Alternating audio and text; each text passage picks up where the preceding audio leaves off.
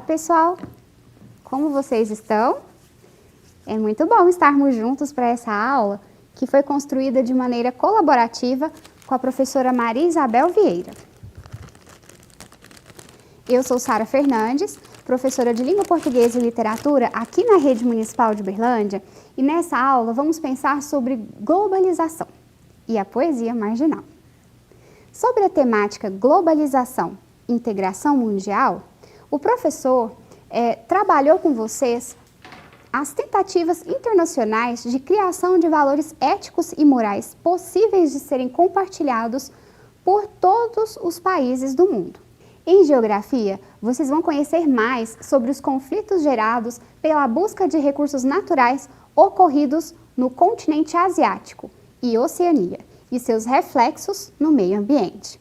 Em nossa aula anterior, falamos sobre como a memória é importante para a preservação cultural de um povo e verificamos que os poemas musicados podem ser muito importantes nesse processo de valorização humana. Compreendemos que a música popular brasileira foi também um movimento cultural de resistência frente ao regime militar de 64 a 85. Comumente, os autores usavam jogos de palavra, linguagem subjetiva e metáforas de relacionamentos tóxicos para demonstrarem como era o cotidiano sob a vigilância do regime militar. Mas será que nestes períodos as mudanças na cultura e na literatura brasileira foram mesmo tão significativos? Para aprender mais, venha comigo. O que a globalização, o regime militar no Brasil e a poesia marginal têm a ver com a língua portuguesa é o que vamos entender agora.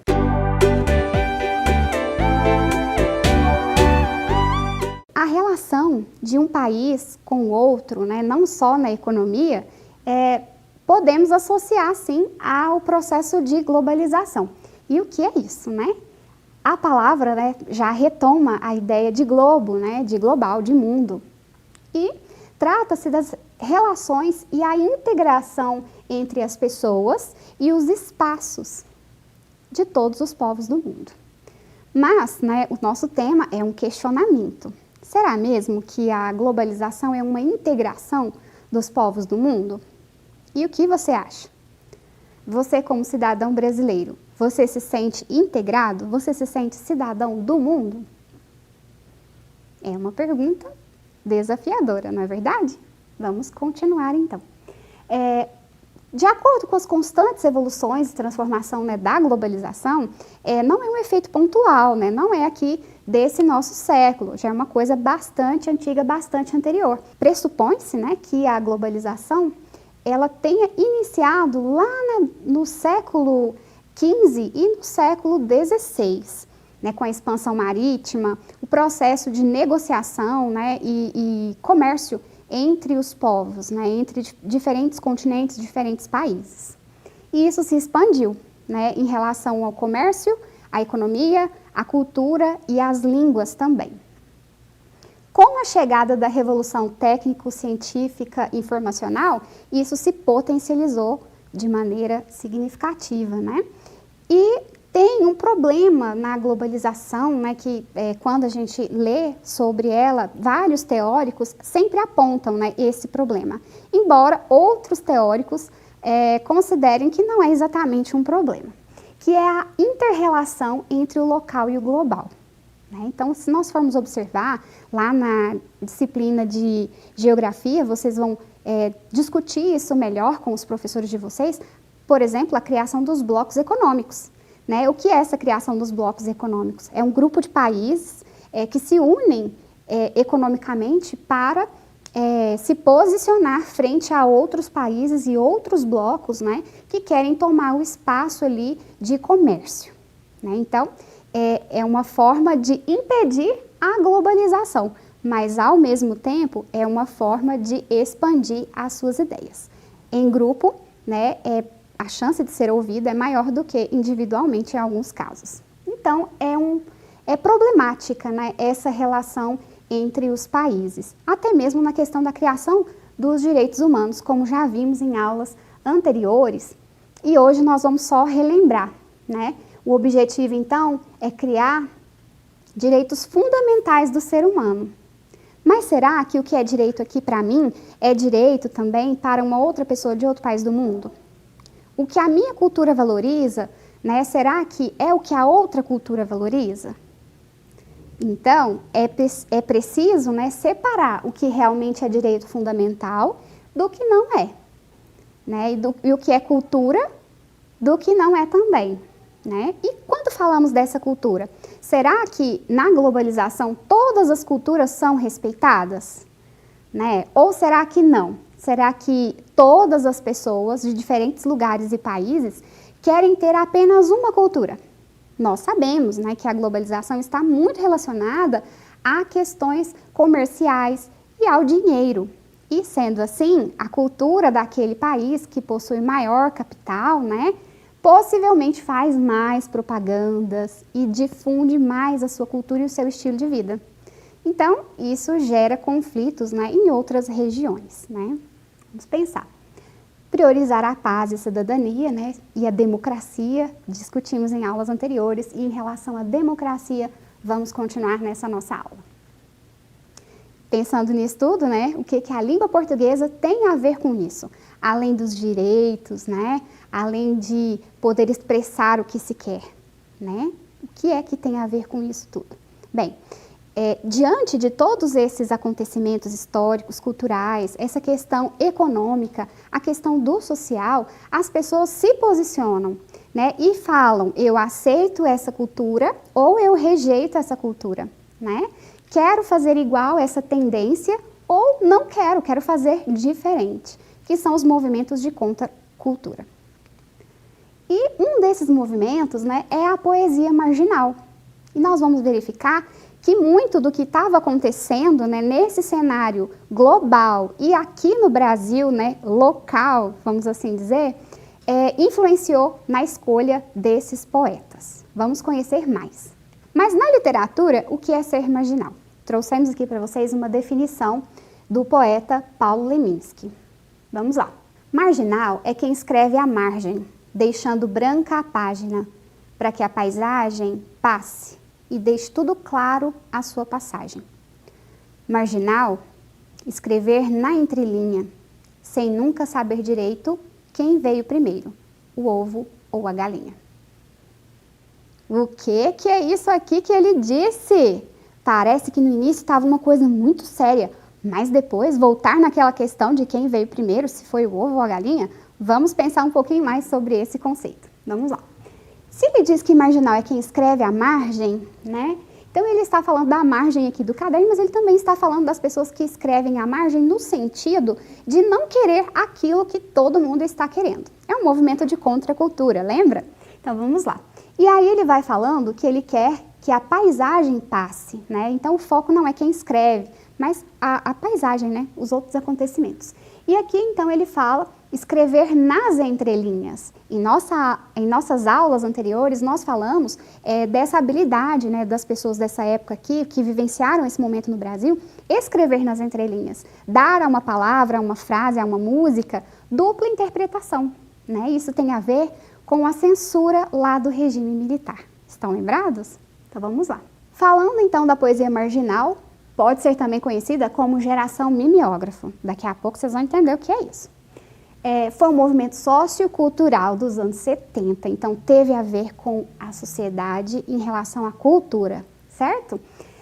Principalmente na literatura e nas artes, e aqui falando artes mesmo no plural, né? Música, cinema, teatro e artes plásticas, influenciou a produção cultural do país como um todo, né? Então, teatro, né?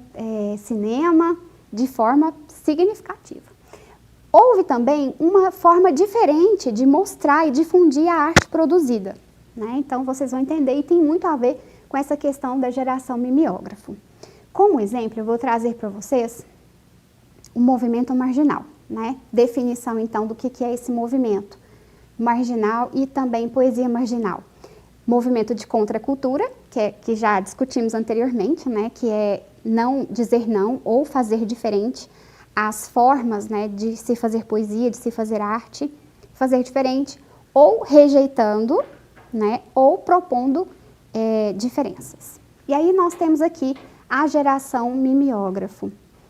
Está relacionado a produzir a literatura, produzir a arte e não divulgar nas formas tradicionais, da publicação do livro, que é vendido na livraria, né? Mas vendido em outros lugares, como nós temos aqui, vendido em pubs, vendido também em pontos de ônibus, em livrarias, por que não, né? Em locais como entradas de cinema e teatro. E essa produção era feita por meio de folheto.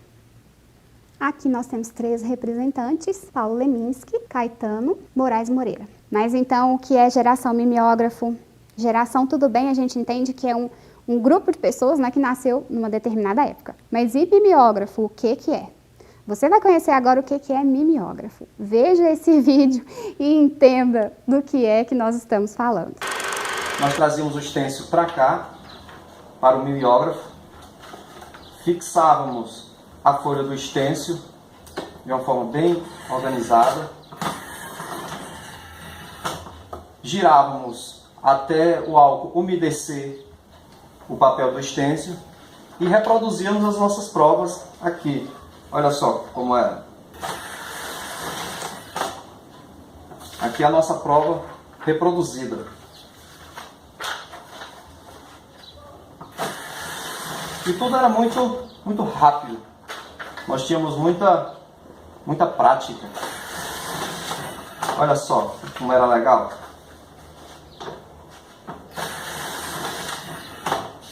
E ainda vinha com um cheirinho de álcool. Todas as provas ainda saíam com um cheirinho de álcool para dar aquele charme todo especial. Observaram então como era prático e rápido? E observaram então a fala, né, deste senhor falando que olha como era rápida a produção, né? Então realmente, para as pessoas, né, do movimento contracultural, né, da poesia marginal, que não queria esse processo de submeter a sua arte, né, ao crivo das livrarias, das editoras, né, era uma excelente solução, sim. Então, produziam-se os poemas e utilizavam o mimeógrafo para divulgar, para imprimir mais cópias. Os textos, então, eram pequenos, porque geralmente tinha que caber naquela folha lá, né? Tinha um apelo visual, era comum ter presença de quadrinhos, charges, né? O uso da linguagem era bastante voltado ao informal, ao coloquial, uso de gírias, alguns até com palavrões, né? A temática do cotidiano e, às vezes, o relacionamento amoroso, né? Essa pessoa vista como uma pessoa amada a ser desejada, né? Temos a presença de sarcasmo, do humor e também da ironia. São características marcantes. Quando falamos de poetas, né, temos aqui como destaque, não só poetas, pessoal, aqui houve uma junção, né, de música e literatura, de poema e letra de canção muito grande, tá? Então, por isso que nós falamos que teve uma modificação, né, na produção cultural do país. Então, vejam só. Cacaso, Chacal, vamos conhecer um poema dele, Francisco Alvim, Torquato Neto e Ana Cristina César. Vamos conhecer agora um poema clássico, né, da literatura marginal. E o poeta, né, é o Chacal, que vocês acabaram de conhecer. Vamos ao poema? Veio uns homens de saia preta, cheio de caixinha e pó branco, que eles disseram que chamava açúcar. Aí, eles falaram e nós fechamos a cara. Depois, eles a repetiram e nós fechamos o corpo. Aí, eles insistiram e nós comemos eles. Certo, possivelmente você já deve ter conhecido esse poema, ele é um clássico, né, como falamos para você. Pensando nos elementos que esse poema traz, vamos dar uma olhada? Papo de índio. Então aqui nós temos a ideia, né, que é um papo de uma certa cultura, né, de pessoas de uma certa região ali, né, e com uma cultura própria. Então temos aqui, veio uns homens de saia preta. Então pressupõe-se que essas pessoas, né, por serem indígenas, ainda não dominam o nível de formalidade, né, adequado para a escrita formal desse poema, né, porque são falantes de outra língua. Então aqui o poeta, né, registrou a forma como é oralizada as palavras, né? As palavras como elas são oralizadas. Então, veio um homem de saia preta. Então, nós percebemos que não há o H, que a palavra homem, né, não é escrita assim. O poema todo, né, ele está de acordo com a oralidade. O que se vê, ou melhor, o que se ouve, né, está registrado aqui. E aí, sim, podemos ver como é essa fala. Será que se esse poema estivesse com todas as letras escritinhas aqui, Fs e Rs, tudo colocadinho no lugar, teria o mesmo efeito? Possivelmente não, com certeza não, não é verdade? Bem, então aqui temos uma relação direta, né, que é papo de índio, homens de saia preta, né, então presença dos padres jesuítas aqui, né, na formação do nosso povo brasileiro, né, lá no início da colonização, queriam a plantação de açúcar, então os indígenas não estavam afim, e aí fecharam a cara. Eles insistiram e nós fechamos o corpo, né? Então tem aquela questão da religiosidade, os costumes, né, as tradições e a cultura, e aí então nós comemos eles porque eles insistiram. Então nesse caso está relacionado ao movimento, né, está relacionada à cultura da antropofagia, né, que não era assim como está colocado aqui, é uma ironia, né? Na verdade, o ritual antropofágico era um ritual religioso, e só quem merecia ser sacrificado era um guerreiro muito valente e muito importante. Vamos para outro poema, então? Vai ter uma festa, que eu vou dançar até o sapato pedir para parar. Aí eu paro, tiro o sapato e danço o resto da vida. Poema rápido e rasteiro do poeta Chacal. Então, observem que interessante, né? Inicialmente ele fala que vai dançar até o sapato pedir para parar, né? Então é como se o pé dele estivesse muito cansado, né? Pensando aqui nas imagens mais óbvias que podemos ter do poema. Mas depois, observem a reação do eu lírico, né? Ele retira o sapato e dança o resto da vida. Então, o sapato é aqui um estorvo, né? Tá atrapalhando. Então, tirando esse sapato, dança o resto da vida. Interessante as imagens. Outro poema, agora de Arnaldo Antunes, né, que não estava naquela nossa lista inicial. Boa dica aí para você pesquisar mais a fundo. Perder, ber, li, tá. E aí? Nesse poema, a questão visual, ela deve ser levada em conta. Então, vamos fazer uma nova leitura? Vamos lá. Perder, liberta. Vamos dar uma outra entonação vocal? Para ver se conseguimos novos sentidos? Vamos lá. Perder, liberta. E aí? De que maneira você leu esse poema? De outra maneira? Deu uma nova entonação vocal? Produziu novos sentidos a partir da sua leitura? Que bom! Isso é muito bom. Vamos lá. Perder, então, liberta. Se para libertar, né, preciso perder, possivelmente é alguma coisa que está atrapalhando. A gente até lembra dos sapatos, né, do poema que acabamos de comentar também. Vamos adiante, então. Agora é a hora da nossa atividade e vamos conhecer um outro poema que foi musicado. Vamos lá? Vamos passar então a leitura? Lembre-se que no caso dos poemas é sempre importante ler mais de uma vez. Verdura. De repente me lembro do verde, da cor verde, a mais verde que existe, a cor mais alegre, a cor mais triste, o verde que vestes, o verde que vestiste, o dia em que te vi, o dia em que me viste. De repente, vendi meus filhos a uma família americana.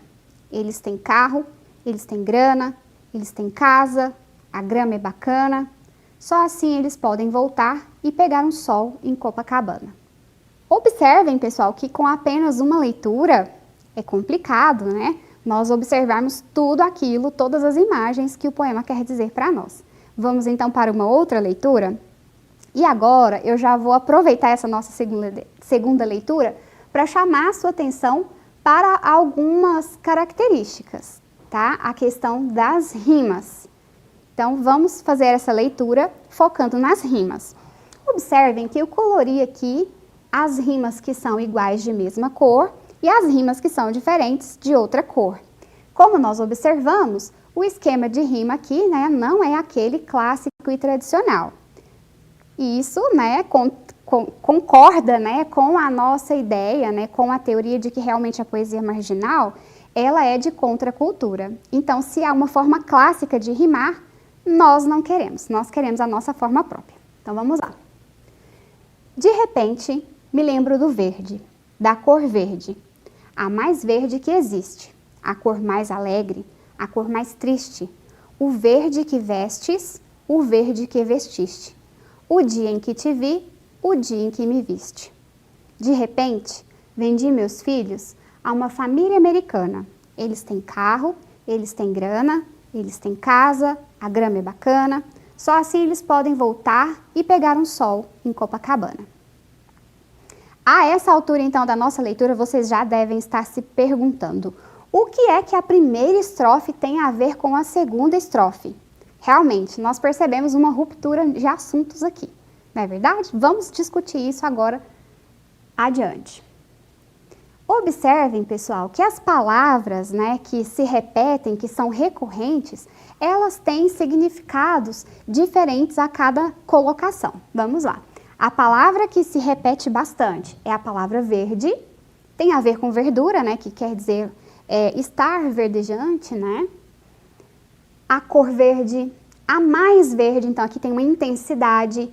Em que outro momento acontece? O verde que vestes. Então, é o verde da roupa. O verde que vestiste. Você já não usa mais essa roupa verde, usa outro tipo de roupa, de outra cor, né? E nós temos aqui também a repetição de a cor, né? A cor mais alegre, a cor mais triste. Então, observem que interessante. Ao mesmo tempo que o verde é a cor mais alegre, é também a mais triste. Ao mesmo tempo que a pessoa estava vestindo, já não está mais vestindo essa cor. O dia em que te vi e o dia em que me viste. O dia que o eu lírico viu a pessoa amada, né, e a pessoa amada o viu também. Segunda estrofe, então. Vamos ver o que se repete e quais são as imagens recorrentes. De repente, vendi meus filhos a uma família americana. Eles têm carro e têm grana. Eles têm casa, a grama é bacana, e assim eles podem voltar e pegar o sol em Copacabana. Palavras que se parecem sonoramente, né? Americana, bacana, Copacabana. Outras palavras, né? Grana, grama. Então, a grana, né? No caso aqui, americana, é verde, né? É da cor verde, é o dólar. E aqui a gente tem a grama, que geralmente também é verde. E é sinônimo, né? De falar, nossa, que grama verde o seu vizinho tem. Quer dizer que ele prospera, né? Tá em tempos verdes aí. E aí nós temos aqui americana, bacana. Então, observem, né, que o som associa um ao outro, e Copacabana. São lugares, né, bastante conhecidos no mundo inteiro. E nós temos aqui a questão de ir para a América, né? Muitos buscam uma questão social e financeira lá, né, de trabalho. E para visitação também, né, aqueles que têm condições de fazer isso. E tem a Copacabana, que também não é um lugar muito barato de se ir, embora seja aqui no nosso país, né? Ok, aprimorando-se então as imagens do poema, nós vamos retratar aqui o contexto histórico e cultural. Porque até então temos um casal, né, que está alegre e triste e de repente vende os filhos para a família americana. E aí depois de um tempo eles podem voltar ao Brasil e desfrutar das riquezas naturais aqui do nosso país. Vamos lá. Quando falamos de verde, nós associamos ao verde da bandeira brasileira.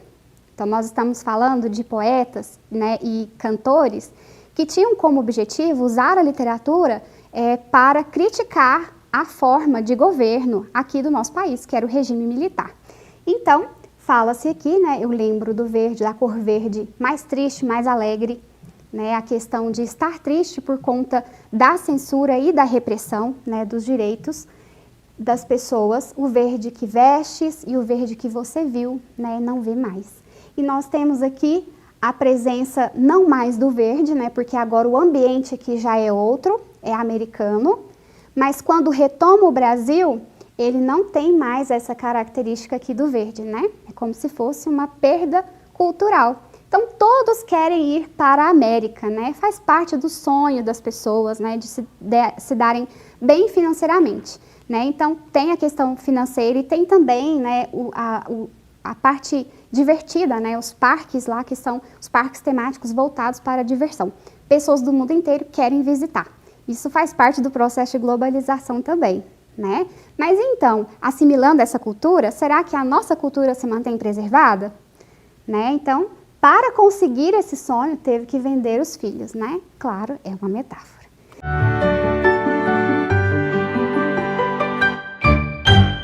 Então, pessoal, espero que vocês tenham conhecido um pouco mais da cultura, da poesia marginal, né, do movimento cultural e tenham observado, né, que os temas são variados e que a crítica social e principalmente, né, a globalização e ao regime militar da época, o regime governamental, estava bastante presente, certo?